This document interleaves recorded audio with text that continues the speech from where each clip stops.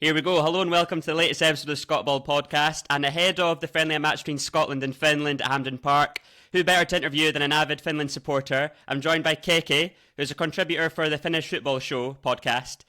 First of all, thanks very much for joining me, Keke. It's a pleasure to speak to you today. Firstly, if you've got quite a fascinating story as to how you started supporting Finland, because I'm sure listeners will quickly become aware that you speak with a Cockney accent, am I right? So yeah, I'm fascinated to hear the background story as to how you started supporting Finland and the journey you've been on with the Finnish national team. Yeah, well, first of all, mate, thanks for having us, James. It's a pleasure to join you on your podcast. Listeners will quickly work out that maybe I'm not a born and bred Finn, but yeah, they're certainly wedged fully in there, mate. But yeah, the story goes something like this. I've got a wonderful Finnish wife, Sirpa. I met her in London.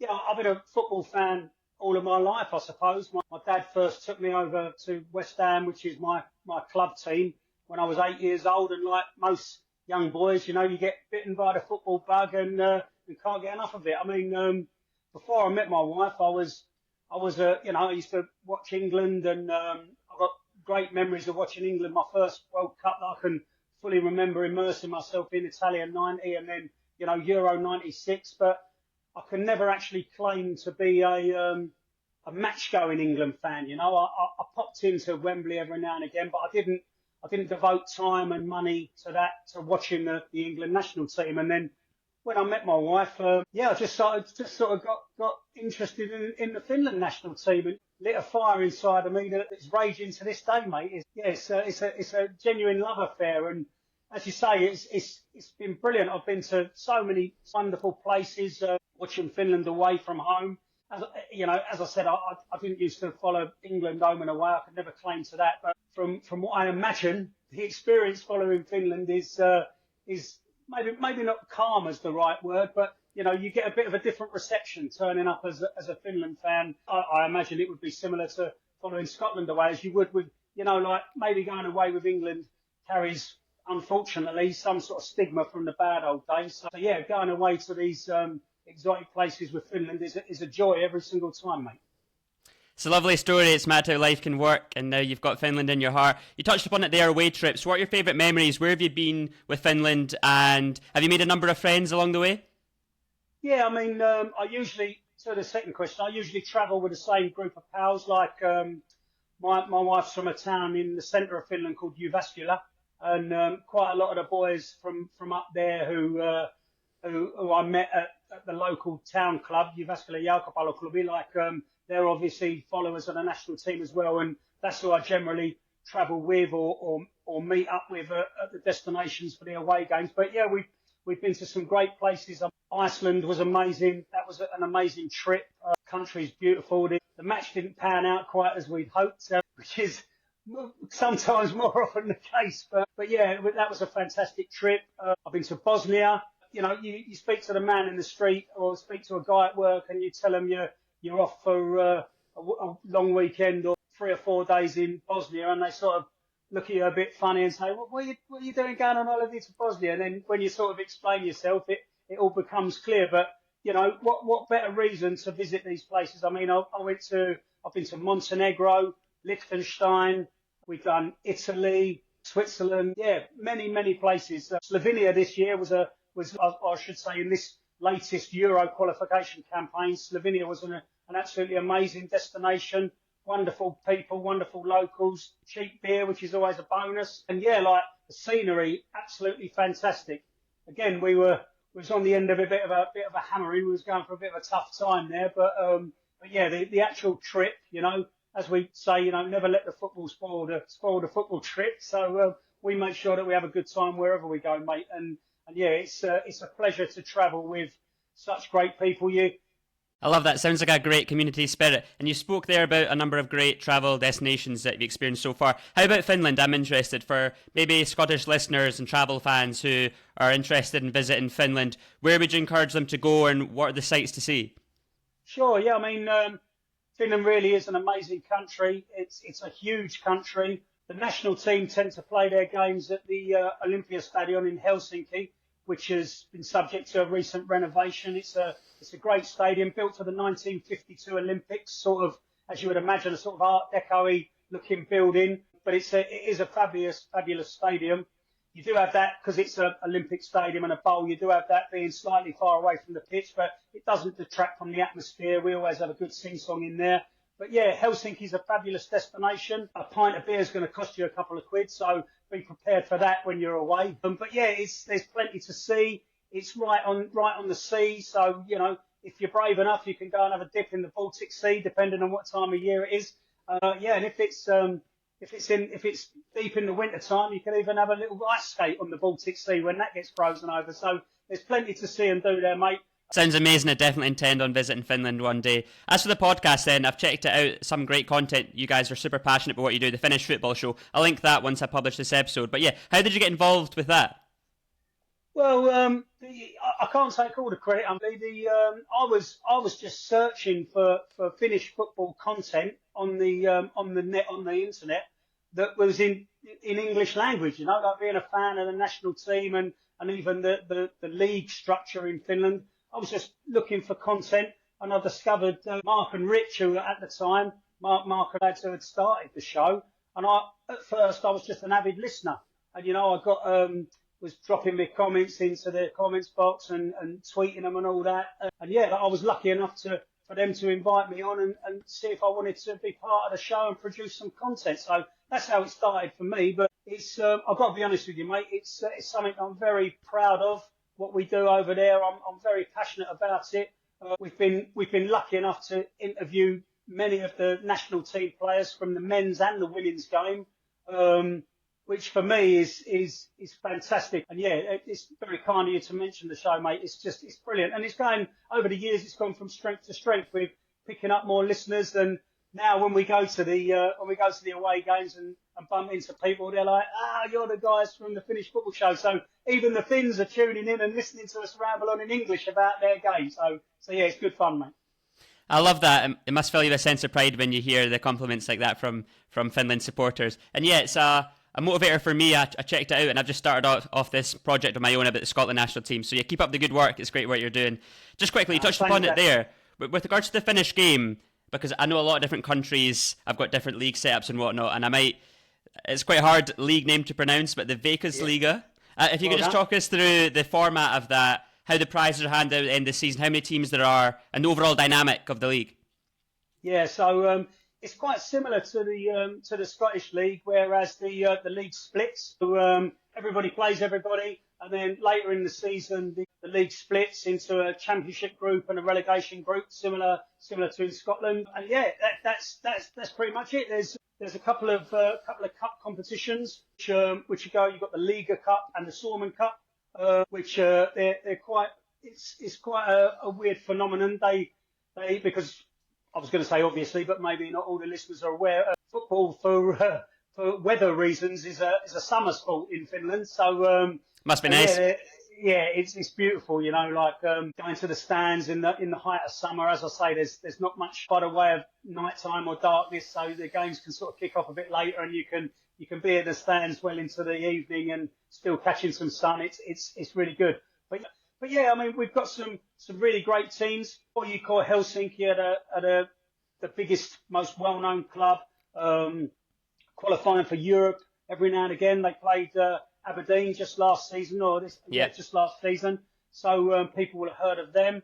But yeah, we've got a few clubs who are sort of qualifying for the early rounds of European competitions, and it's quite difficult for Finnish clubs, obviously, to get into the sort of Champions League or whatever. They have to go, as with Scotland, there's qualifying rounds, which I'm not really a fan of. I think the champion of each country should go straight in, but it is what it is. We have to play by the rules. But if you may remember former Finland national team player Aki Rihilahti, he was with Crystal Palace among other clubs. He's quite a driver at UEFA for the smaller countries, and he was well behind the UEFA Conference League. So teams from smaller nations do get a chance to go further into a European competition. I think it's been a huge success, the Conference League, definitely. Yeah, so I think the concept and the idea that clubs from smaller nations can go further, deeper into European competition has only got to be a good thing, I think, mate.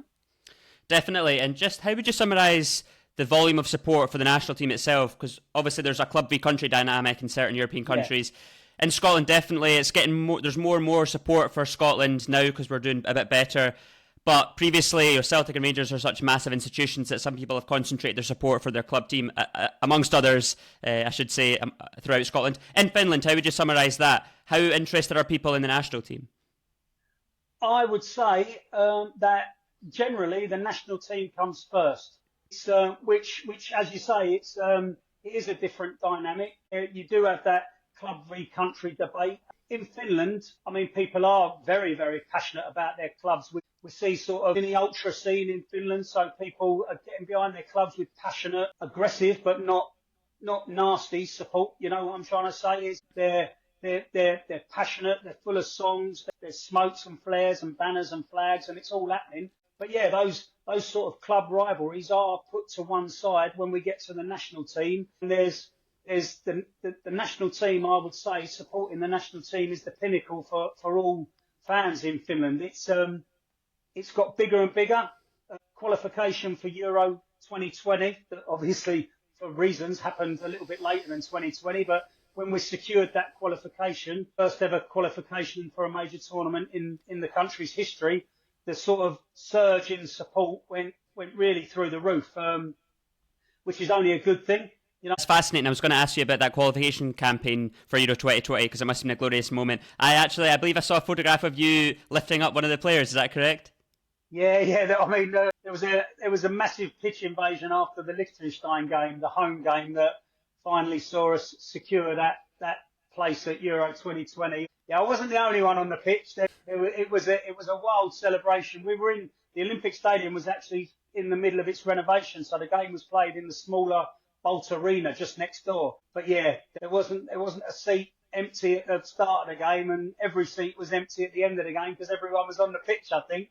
But yeah, we celebrated with the players. They were good enough. I mean, some of them were in floods of tears. They knew exactly what it meant. Fans were in floods of tears, and we all celebrated together on the turf there, mate. And it certainly was has to be up there as one of, if not the best football experience that I've ever had, because you know, you just felt that release of energy so many times where we've been the nearly men, you know, not quite making it or throwing it away at the last minute. And that day, you could sense the anticipation in the air. You know, people say it was only Liechtenstein, but you know, we still had to beat them. They still had 11 players. It was 0-0 at the start of the game. You know what I mean? So we still had to get through it. But yeah, the emotion that poured out from everyone once that final whistle went and we all knew that we were off to the Euros was absolutely unbelievable. It's fantastic, mate. Don't worry, Keke, I can definitely relate, because when I was doing my research for this podcast, there is quite a strong parallel between the story of Finland and Scotland with regards to qualifying for Euro 2020. I know it was the first tournament that Finland had ever qualified for, but Scotland hadn't been at a major final since 1998. Boys of my generation and girls of my generation had never seen Scotland at a major tournament, so when we managed to get there through the back door of the playoffs, it was a massive moment for the country as well. And off the back of that high, as you must have experienced, came the low of the tournament being essentially behind closed doors or very minimal crowds. How did that feel as a Finland supporter, not being able to fully enjoy that experience at the Euro 2020? Well, personally, it was absolutely gutting, mate. I mean, prior to the nasty old pandemic that messed around with everybody, I mean, my flights, accommodation, tickets were secured. You know, two of our games were scheduled for St. Petersburg. So all with fan pass, including my Russian visa, was all sorted out. I had it all worked out. And then, yeah, obviously the pandemic came along. And unfortunately, that put pay to any of my trips, and I didn't make any of the games. A lot of my friends did continue to travel. You know, it was a little bit easier from Finland. Our first game was obviously in Copenhagen against Denmark. A lot of people remember that for what happened to Christian Eriksen. And then the other two games, as I say, were in St. Petersburg when travel to Russia was still possible. And from Finland, those destinations are not too tricky to get to. So it was a big disappointment. But, you know, I still managed to support the lads through the telly and get plenty of reports from all my mates who did travel. Hopefully we'll get the opportunity again to be at another tournament and and yeah, there's all those qualification away games in between, so it's still all right, mate. Yeah, terrible days those. I think Scotland's experience at Euro 2020 was a bit marred as well by the pandemic. Thankfully, we're back now. We're super excited to be going to Germany, and I'm sure Finland will be back soon as well. Just in those intervening years, if you like, since Euro 2020, you've had two narrow misses, if you like, to get to major finals, both Euro qualifiers and World Cup qualifiers. How would you assess those campaigns? I believe that you were third in both groups. Yeah, I mean, the most recent one has got to be the most disappointing, I would say. We sort of looked at that group and thought, yeah, we can have a go there. We can sort of do that, and the campaign kicked off quite well.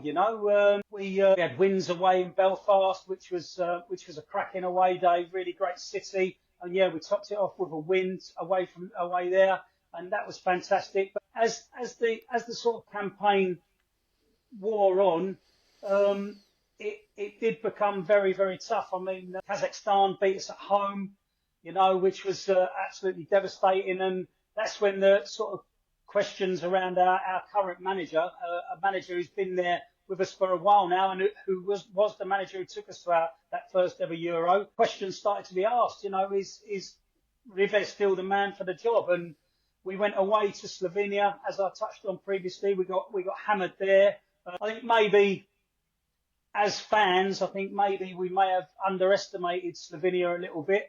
They're an absolutely wonderful side, but yeah, they really sort of took us apart that night there in Ljubljana, and then the sort of that campaign was pretty much done, and it was a bitter pill to swallow. Yeah, disappointing, narrowly missing out. So you finished below in the Euros qualifiers, Denmark and Slovenia, I believe, and then in the playoff you succumbed to Wales, but not too far away. And the way that Euros works now, a lot of teams get to go, there 24 teams, so I'm fully confident, Keke, that Finland will be back. Don't worry. Yeah, I hope so, mate. And looking ahead to the game then on Friday, the reason behind this podcast, I'm just interested if you could summarise to Scottish listeners who you believe the Finnish key players will be and the ones to look out for. Sure. I mean, starting at the back, Lukas Hradecky, he's our goalkeeper. He's just picked up a German double championship, cup championship, and Bundesliga.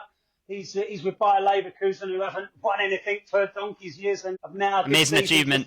Just swept everyone out of their way. I mean, Lukas kept something like 15 Bundesliga clean sheets over this season. They remain undefeated domestically. So yeah, he is really world class. I mean, I don't know if many Scotland fans have heard of Lukas Hradecky. He's been at Leverkusen a while now, played in Denmark also. But yeah, I would go as far as to say he is a world class goalkeeper. If Scotland are going to win the match, they've got to get past him. So that's 100%. Any Bayer Leverkusen player right now, people are aware of. Obviously, a lot of Scotland fans will be aware of Teemu Pukki. He had what can only possibly be described as an ill-fated spell at Celtic. But, definitely, yeah, but he's done wonders since then. He has. I mean, I was quite excited when he pitched up at Celtic, testing himself in a decent league like the SPFL, but for whatever reason, it didn't really work out. I think, as you mentioned, those clubs, Rangers and Celtic, are absolutely massive, and if you don't hit the ground running, I think the pressure of the shirt really can weigh on you, and it didn't really work out for Teemu in Scotland. But yeah, he's since then he went off to Denmark, resurrected his career with Brøndby, then got his move to Norwich, where he would have come back into the consciousness of a lot of people. Got Norwich promoted, scored a memorable hat-trick in the Premier League against Newcastle. He's a legend at Norwich. Unbelievable goal record. He certainly is a legend at Norwich City. I'm just looking forward to when they unveil the statue, because it's bound to be one eventually. But yeah, he'll be remembered there forever. But he's off in America now, playing at Minnesota United in the MLS. He's maybe not getting on a bit. He came off the bench last night and scored 2 in a 4-2 defeat for us away at Portugal. So still doing the business. Still got it. He still knows where the back of the net is. So and I believe he's Finland's all-time leading goal scorer. Is that correct? For the men's side, he is. Yes, yeah, he's the all-time leading goal scorer for the men's national team. What's he got? No, I'm not 40. Is it? Yeah, 42, I believe it is. But yeah, I'm sure he'll be looking forward to going back to Scotland. So if there's any if there's any Celtic fans in the crowd, he might be looking to show them what he can do. You know what I mean? After they maybe missed out on the best of him while he was there, but yeah, he's one to look out for. Also, another striker, Joel Poyampala. He was also at Bayer Leverkusen. He was at Bayer Leverkusen for absolute donkey's years, but had various loans with other German clubs. He went to Fortuna Düsseldorf, Hamburg, did he go? Union Berlin. He was even loaned out to Rizespor in Turkey. But Yole has scored goals everywhere he's been. He's scored at every club he's played for. He eventually, season before last, left Bayer Leverkusen, made a permanent move to Venezia in the Italian Serie B. He started scoring straight away, and his goals basically saved them from relegation from Serie B last season. And then this season, he's claimed the Serie B top scorer's accolade with 22, I think it is. And yeah, I don't know if you've seen, but they've just recently won the Serie B playoff, so he'll be a Serie A striker next season. I saw that Venezia are well renowned for their amazing kits, very eye-catching kits. Am I right in saying he was the goal scorer in that match against Denmark at the Euros? That's right, yeah. So, Yole is he's currently our only goal scorer at a major tournament. So, yeah, he's a really powerful striker, powerful with both feet, powerful with his head. So he's one to look out for. Is there any younger talents maybe coming through, emerging, or? Yeah, we've got plenty. There's lots of young guys. I mean, one of the criticisms of our manager Rive Canarva was his reluctance to bring youth through. But yeah, so this most recent squad is peppered with a few younger players. I mean, we've got Matti Peltola. He plays. He's had a move to the MLS, which didn't go down too well with a lot of Finland fans. I believe that the MLS is a step up in stature from our domestic league, the Veikkaus Liiga. So he's doing okay there. He's one to look out for. We've got Tuomas Ollila, who's with Paris FC in League 2 in France, doing good things there. Thomas Galvez, who is a half Spanish young Finn, who's at Manchester City's academy. So yeah, good things are expected of him. Definitely, and just on the future, as a supporter, what are your hopes for the future, the medium term, long term for Finland? Currently 61 in the world rankings, and interestingly for the Euros qualification draw for Euro 2024, you're pot 2, which is a high standing. What are your aspirations? Will it be getting back to a tournament that you can go and travel? Yeah, I mean that's ultimately what we're looking for. Qualification for the next tournament will be the dream, to be honest. So yeah, that's where we want to get to.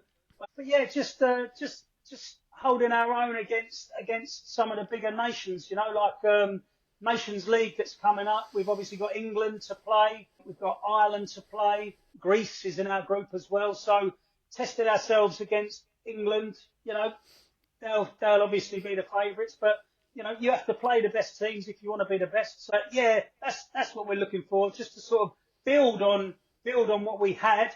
We've lost, as I said, we've lost our way a little bit recently, but just to get back to that positive mindset, because we really did, after a long time of being, I don't want to say perpetual losers, but just being hard to get over the line, we did manage to foster a winning mentality and a winning mindset. So just to bring that back, maybe a little reset, bring that back. That's really our hopes and aspirations for the immediate future, mate. It's a similar trajectory as I touched upon earlier to Scotland, really. We had a number of years in the wilderness, but things have been getting better for us. And yeah, just before I ask you about Scotland, I just want to touch upon a number of the links between Scotland and Finnish football. There's a number of iconic players that have played in Scotland from Finland. Mixu Patalainen, Antti Niemi, who I'm not sure if you saw was involved in our squad announcement video. Yeah, brilliant. A nod to the viral moment on TalkSport, which I'm sure a lot of football fans are aware of. Alexei Eremenko, Jonathan Johansson. Yeah, a lot of players. And in the current squad, Richard Jensen plays for Aberdeen. Ilmari Niskanen used to play for Dundee United. And you already mentioned Teemu Pukki. Glenn Kamara, who's very well thought of at Rangers. So yeah, just on Scotland, if I'm to say Scotland, Scottish football, the Scotland national team, Keke, what are the first thoughts that come to your mind? I mean, obviously, growing up in England, I know a fair bit about Scottish football. When you can't help but when you mention Scottish football, you immediately think of Celtic and Rangers. I've been lucky enough to attend a couple of Old Firm games, and it's true what they say.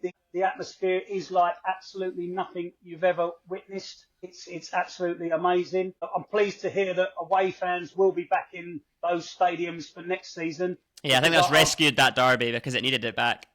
Certainly, I mean, I've witnessed both with the away fans and without, and it's fair to say it's still electric without them in there, but it is 1,000 times better with an away contingent in those stadiums. So that's what you would think of, or what I would think of immediately.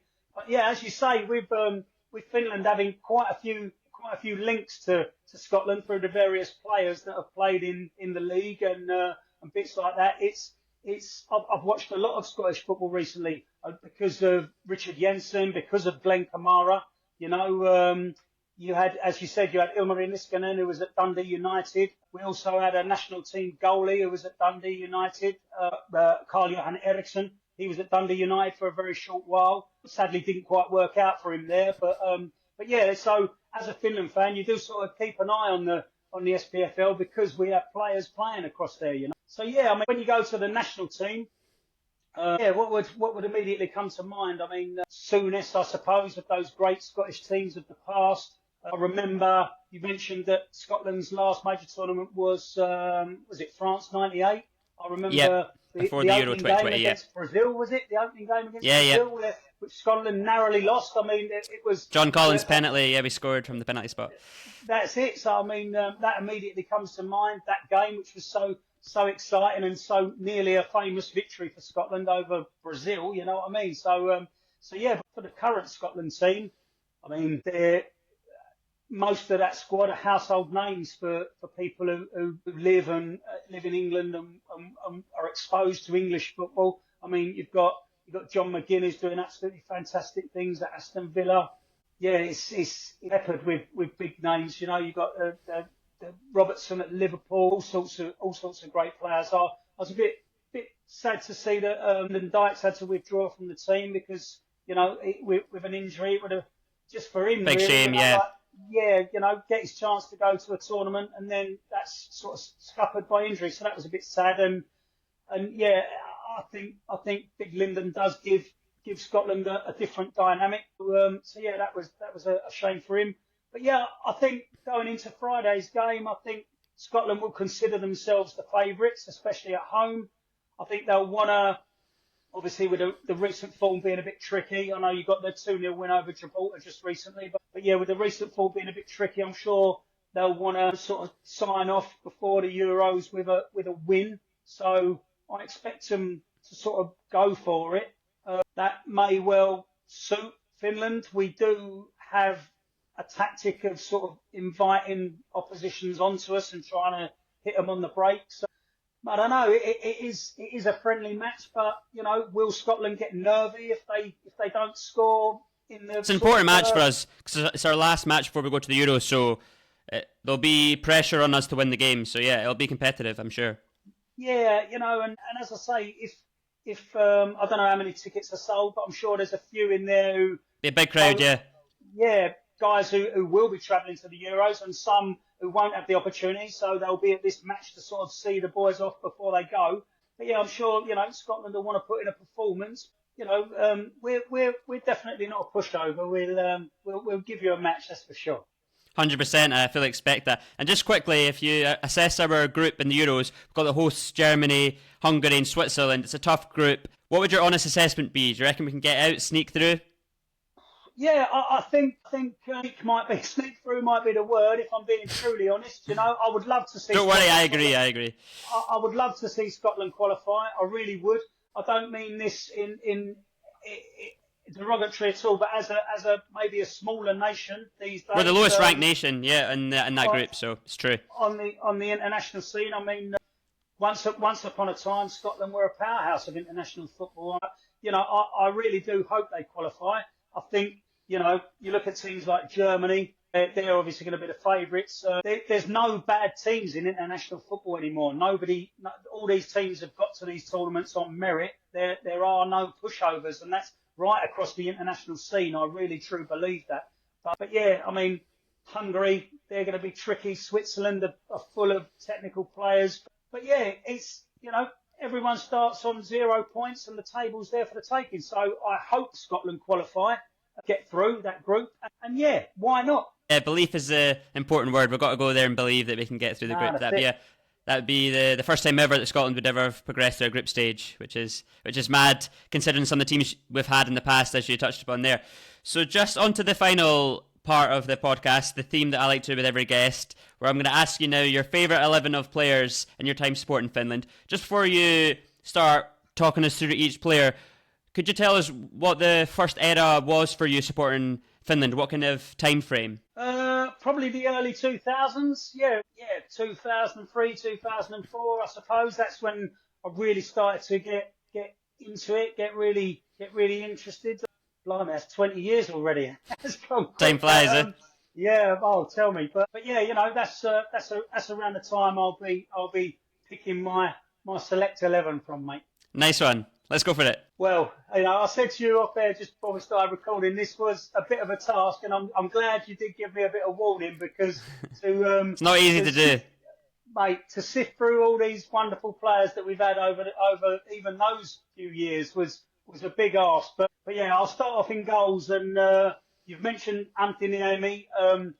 We've been lucky enough to interview him on our podcast. He's still involved in the national team as goalkeeper coach, and he is a thoroughly nice guy and a great goalkeeper. You'll probably remember Jussi Jääskeläinen as well, who played for so many years in the Premier League.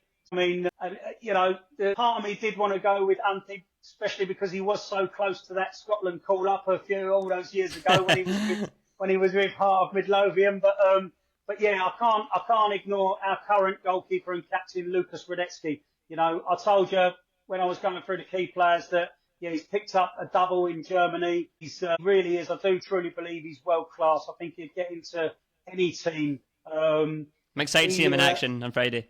Yeah, he's tall, as you'd expect for a goalkeeper. He's not the bulkiest guy. He's got quite a slight frame, but yeah, he's brave. He's not afraid to come out and claim. He's half decent with his feet. And he captains the side with passion. He's a thoroughly great bloke. If anyone is interested, I'd recommend them to check out our interview with him on our podcast, because it's fantastic. You really get a look behind the glass and see the personality of the guy. And I mean, this is a guy at the top of the European. What a guest to have on! So, yeah, fantastic. So yeah, that's who I'm going for in goals, mate. Lukas Hradecky. Yeah, great competition there. Niemi, Jääskeläinen, and Hradecky. Wow, a lot of great goalkeepers. What about the defence? So, in defence, my first pick is current centre-back Robert Ivanov. Yeah, he's my first pick. He's a comfortable, confident young defender, currently playing in Bundesliga 2 with Eintracht Braunschweig. He doesn't mind strolling out of defence with the ball at his feet. He's decent in the air. Again, very tall lad, not very bulky, quite a slight build. But yeah, it just... I just like watching him on the ball. You know, he's not afraid to bring that ball out of defence at his feet and look for a pass. He shows for the ball, and he's a more than capable defender as well. So first pick is Robert Ivanov. Yeah, we've had some great defenders as well over the years, so this bit wasn't easy either. But the first partner I'm going to go with is a true Finland legend of recent times. That's a guy called Paulus Arjuri. He was big and strong. He's recently retired, but he was big and strong. He was quite softly spoken off the pitch, but he was a true, what you call, warrior on the pitch. You know, like one of those guys. No nonsense. Yeah, I mean, if you ever see a picture of him, he's what the epitome of the Nordic guy, I suppose. You know, what you might sort of pick him as a Viking, you know, blonde hair, blonde beard, love that. Sort of big, strong guy. He wasn't afraid to go crashing into people, you know, and as you say, bit of a no-nonsense defender, and he was a proper stalwart of the defence that got us that Euro qualification. So he's my second pick in defence, Paulus Arjuri. Nice one. Who's up next? Well, I've got to go for a back three for this team, because to pick a team of Finland greats, and you just can't ignore Sami Hyppia. I mean, what an absolute man. legend! Yeah, what a legend! I mean, Liverpool legend, played over 300 games for Liverpool, and captained Liverpool. You speak to any Liverpool supporter, they all know Sammy. They all hold him in such high regard. They certainly know their football in that city. So yeah, thousands and thousands of Scousers can't all be wrong. So he played for the national team for a number of years. He picked up everything at Liverpool. He was part of that treble-winning side that won the League Cup, FA Cup, and UEFA Cup. He went one better when he lifted the Champions League with Liverpool. Altogether, I think there was 11 trophies from his time there. Yeah, he played over 100 games for the national side. So he really is a Finland legend. So that's my back three. Ivanov, Arajuri and Hupia. So, solid. Not much is getting past that back three. No, that's it. All big and tall, all good in the air. Yeah, and equally, all of them decent with their feet for the modern game. So going for that. Midfield, again, tricky.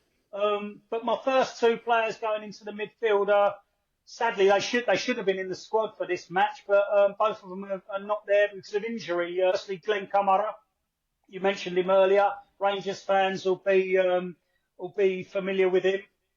Currently at Leeds United, doing all right there.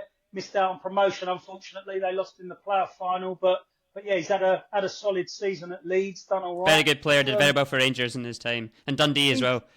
He did, yeah. I mean, I remember the song Rangers fans used to sing that he only cost them 50 grand from Dundee. So, yeah, he's one of the ones who would be first pick on my Finland team sheet. When you're sort of building a team, you need that player. He's tenacious. He can pass the ball.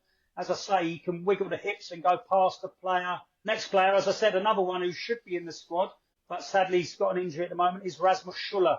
He's currently playing for Djurgården in Sweden, in the top division in Sweden. Rade has sort of emerged as one of the elder statesmen of the Finland national team. I think he's about 30, 31. So yeah, he's at that sort of age where he's one of the sort of senior players, I would say.